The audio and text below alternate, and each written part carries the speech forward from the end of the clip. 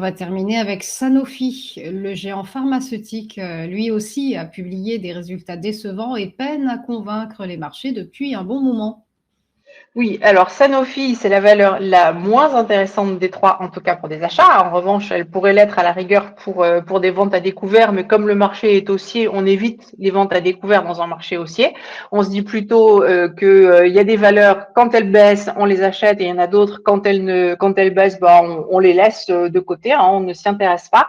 Sanofi fait partie de ces valeurs-là. Ne vous laissez pas trop tenter par Sanofi pour le moment. Vous voyez que depuis la fin d'année dernière, on avait un sommet un peu au-dessus de 104 et on n'a pas réussi à le franchir. On ne l'a même pas approché. Donc, on a deux sommets en baisse. On n'a pas encore de creux en baisse à moyen terme. Elle reste au-dessus de 80-81. Donc, elle est plutôt dans une phase de consolidation latérale. Mais dans une phase de consolidation latérale, on peut toujours retourner voir le bas de la consolidation, c'est-à-dire se replier jusqu'à 80-81 dans les semaines qui viennent.